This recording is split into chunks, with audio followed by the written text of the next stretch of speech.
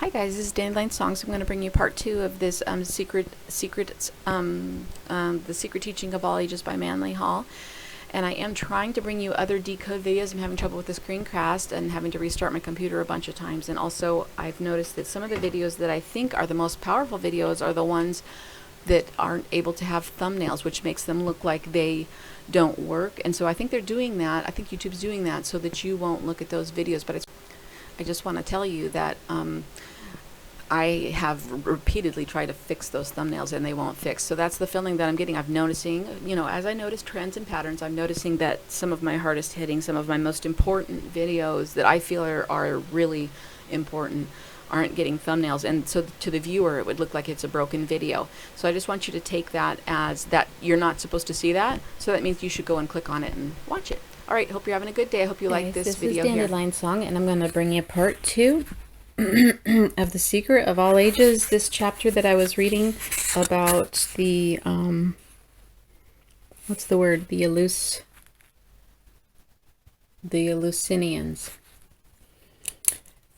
All right, so where we left off, I know I didn't read a whole bunch in here, but we did get some code done.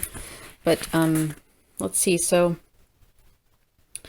the legend, so this is where we left off, is the legend used in lesser rites is that the abduction of the goddess Persephone, the daughter of Ceres by Pluto, he abducted her, lord of the underworld, or Hades.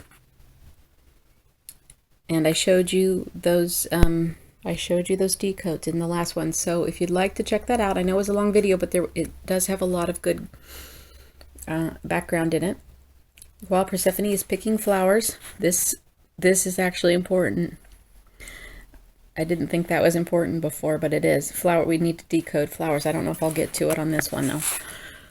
In the beautiful meadow, the earth suddenly opens, and the gloomy Lord of Death, riding in a magnificent chariot, emerges from its somber depths. Grasping her in his arms, he carries her, screaming and struggling, the goddess, to his subterranean palace, where he forces her to become his queen. Okay, so that's where we left off. So it is doubtful whether many of the initiates themselves understood the mysterious meaning of this allegory, for most of them apparently believed that it referred, sorry, I'm going to get the camera ready here, solely to the succession of the seasons. It is difficult to obtain satisfactory information concerning the mysteries, for the candidates were bound by an inviolable oaths never to reveal their inner secrets to the profane. Okay, oaths is something that I want to do, but I've already done profane, so let's look at that. Because this is what they think you are. They think that you are not worth teaching. So let's look at this.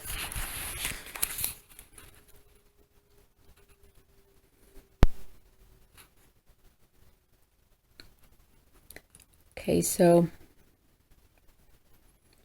this is 14 and 15. All right, I guess I added it all together. Okay, so this is important to know because this shows up in a lot of words, and it ends up to be 49, which is the way. Way equals 49. And this is the divergent 7. This is what we see on the hat of Tiger Woods at his humiliation initiation. So these are divergent paths. These are places of choice.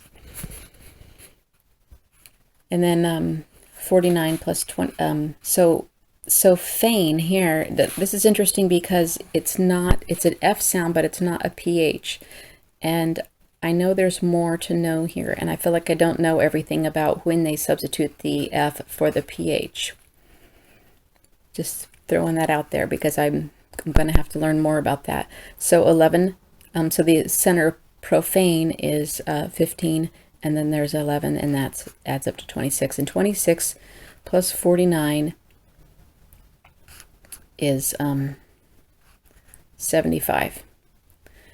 And this is a number that I feel stumped whenever I see this number. I need to make a collection of these, and then I think I got this number recently, and then I've forgotten what I learned about that. But it's interesting that Psyche, where did it go? Psyche is 76, and I've noticed that sometimes these things are one digit apart. I just want to show you what they say psyche is. The soul of the man, often called psyche, and in the Elusian mysteries, symbolized by Persephone, is essentially a spiritual thing. Its true home is in the higher worlds, free from the bondage of material form. So that's kind of my clue that this is one away from psyche, and it's also 3 times pi. I have other clues on this. I just can't recall them at the moment. So, all right. So they don't want to reveal their secrets to the profane. So that's 75. 75 is a 12. So that is also the L, or the golden rule. And I don't think they consider you to be rulers. I'm not sure. So maybe they consider you to be square or inflexible. These are just all things we need to consider while we decode this.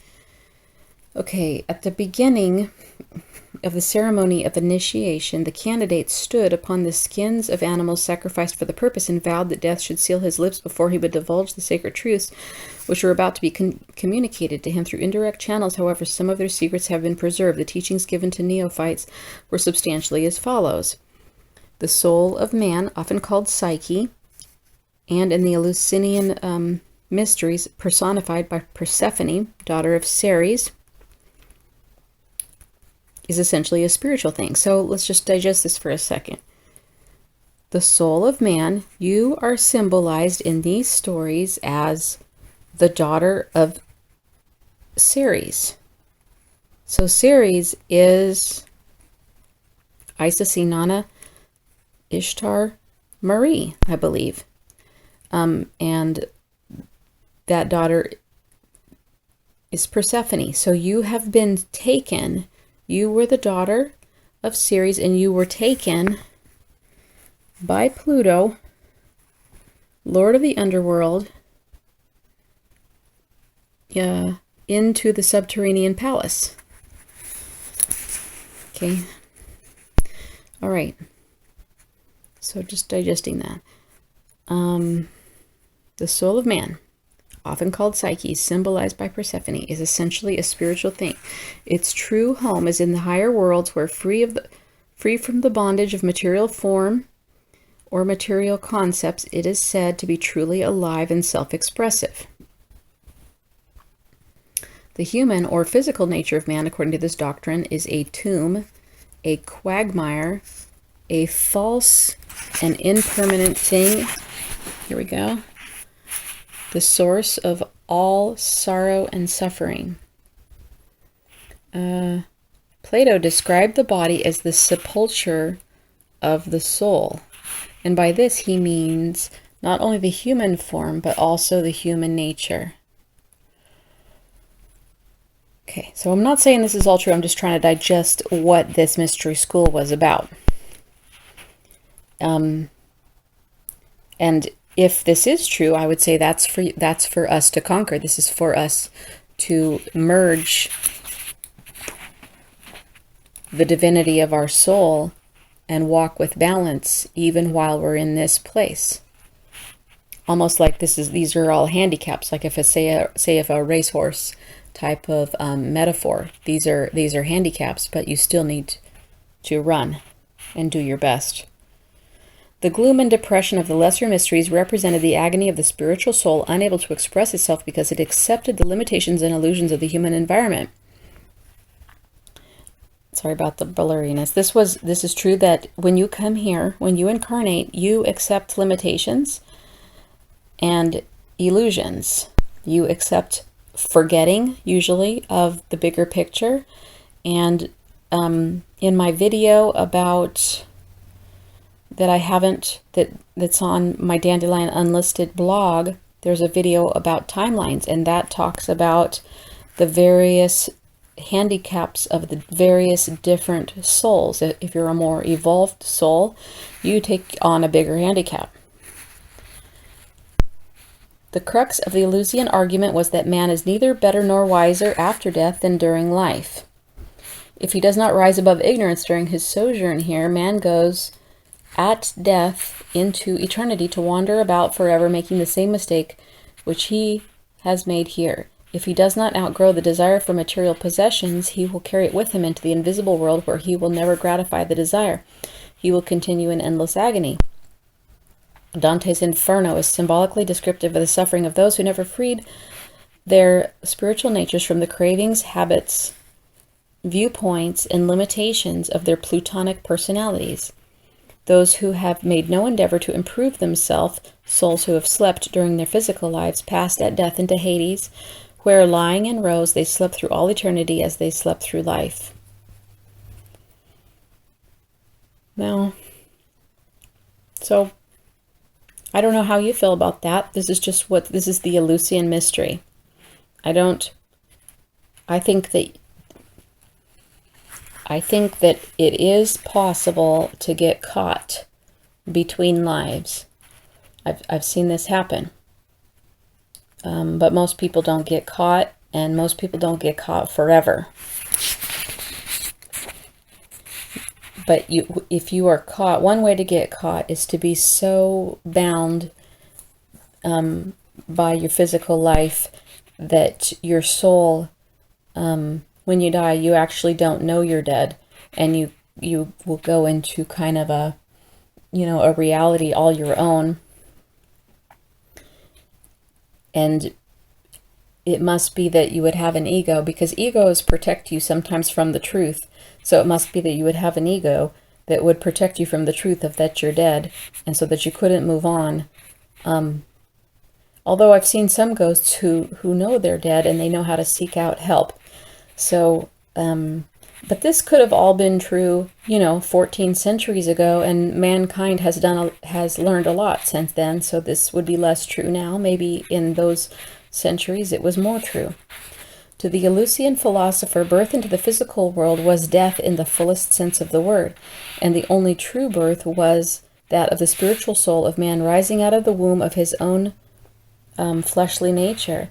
The soul is dead that slumbers, said Longfellow, and in this he strikes the keynote of Elusian mysteries, just as Narcissus, gazing at himself in the water. The ancients used this mobile element to symbolize the transitory illusionary material universe, lost his life trying to embrace a reflection.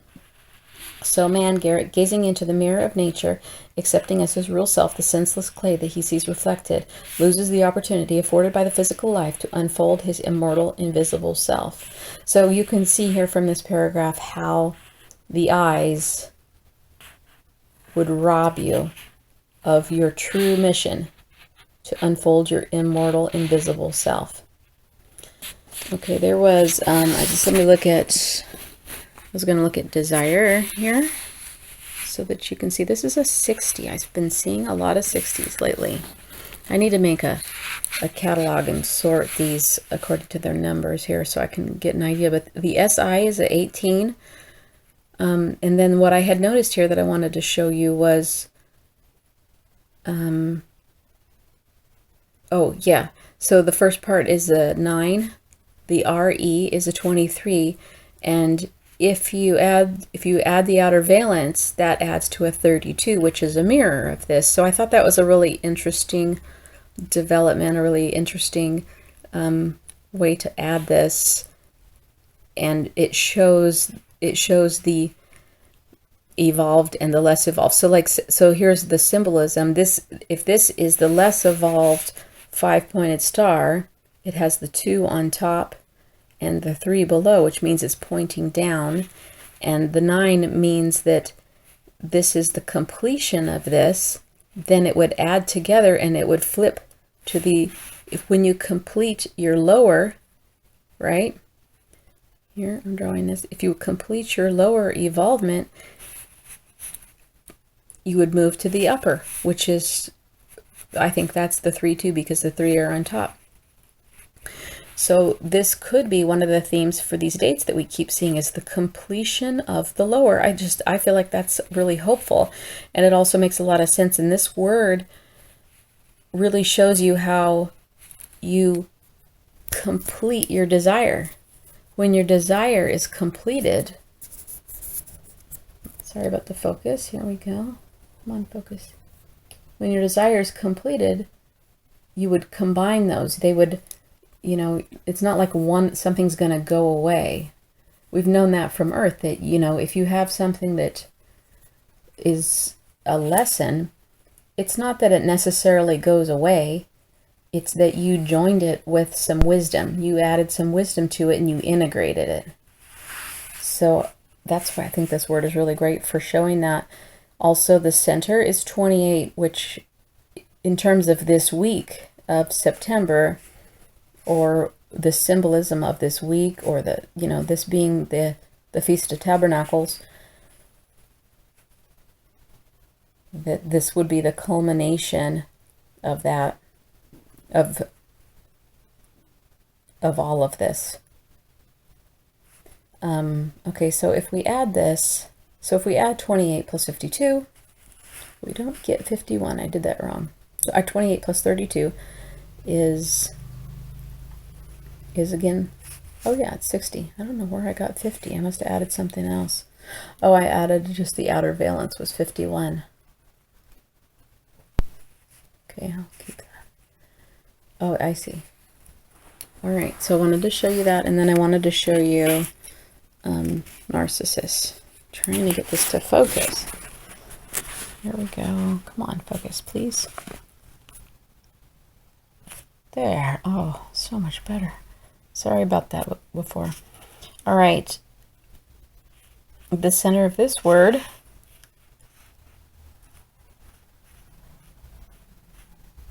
so there's 4, and here's 4. So the center of the word is the I.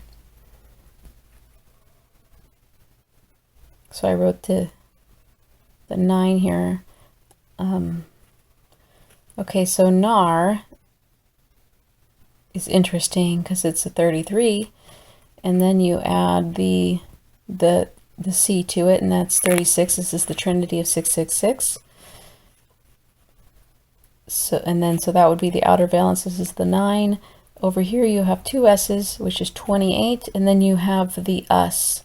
And I noticed that in a lot of these Roman words, there's an us on the end. And I think it really does mean a collective, and then it just came to mean, it has special meaning for us in the U.S. because it also means the U.S. in our symbolism. So 28 plus 40 is 68. If we add all this together, I wanted to see what the outer valence is. Let's just do 68. Oh, maybe I already did.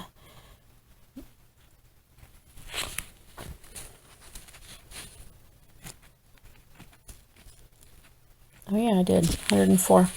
Okay, so 104 is the outer valence. So the story about Narcissus, he fell in love with his reflection, got dragged down into materiality. So this would be the ego, the 9, right? It's the ego because this is actually the spine, and the skull or the pineal gland. It's probably an inactive pineal gland, but this is what the Pope holds when he holds a staff like this. Even if it has a cross on top, it still means the head. And this would be 113 altogether. And we do see this number, like, for example, Fukushima and the Freedom Tower. And my favorite meaning of this number is 3113 BC, which is the beginning of the long count solar calendar by the Mayans. But at least in the last two, I don't know about the Mayans, but at least in the last two, we see that these things are completely folly, Fukushima and the Freedom Tower, and they are a really good example of narcissism. Okay.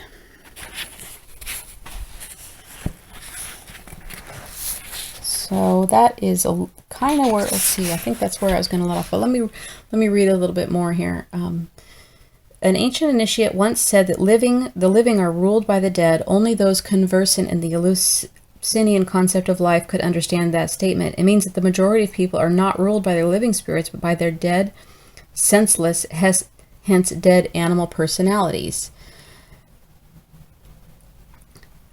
Yeah, I've seen that. Transmigration and reincarnation were taught in these mysteries, but in somewhat unusual manner. It was believed that at midnight the invisible worlds were closest to the terrestrial sphere, and the souls coming into material existence slipped in during the midnight hour. For this reason, many of the Elusian ceremonies were performed at midnight. Some of the sleeping spirits who had failed to awaken their higher natures during the earth life now floated around in the invisible world, surrounded by a darkness of their own making, occasionally slipped through at this hour and assumed the form of various creatures.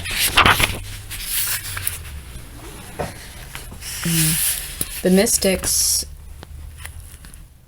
of the Elusian also laid stress upon the evil of suicide, explaining that there was a profound mystery concerning this crime of which they could not speak, but warning their disciples that a great sorrow comes to all who take their own lives. This, in substance, constitutes the esoteric doctrine given to the initiates of the lesser mysteries. As the degree dealt largely with the miseries of those who failed to make the best use of their philosophic opportunities, the chambers of initiation were subterranean, and the horrors of Hades were vividly depicted in complicated ritualistic drama. After passing successfully through tortuous passageways, their trials and dangers, the candidate received the honorary title of Mystes. This meant one who saw through a veil or had a clouded vision. It also signified the candidate had been brought up to the veil, which would be torn away in the higher degree. The modern word mystic, as referring to a seeker, after truth, according to the dictates of the heart along the path of faith, is probably derived from this ancient word, for faith is belief in the reality of things unseen or veiled. All right. Okay, I'm gonna finish here. I'm gonna read on to see if there's something worth bringing you. We do have a picture series over here, and I believe this really ties into all the work that I have done on Google Earth with finding Isis everywhere. So this could very well be Demeter, Diana. I didn't know her Greek aspects, daughter of Kronos and Rhea, and by Zeus, the mother of Persephone. Story goes that Zeus turned himself into a swan, I think. That's the story. Some believe her to be the goddess of the earth, but more correctly, she is the deity protecting agriculture in general, in corn in particular. The poppy is sacred to Ceres, and she's often shown carrying or ornamented by a garland of these flowers. In the mysteries, Ceres is represented riding in a chariot drawn by winged serpents, which to me would mean that she can go in and out of the wormhole, and she can traverse on the wormhole, which would look like a winged serpent from the side. I think that when you see that in the Egyptian artwork, that is what it means. It's just traversing a wormhole. All right. Well, let's see. Yeah, I think that is. If I find more interesting things here in this chapter, I will bring this to you. Otherwise, this is part 2. If you want to see part 1, it's a little bit farther forward in the lineup. All right. Thank you. Talk to you later. Hope you're having a good day.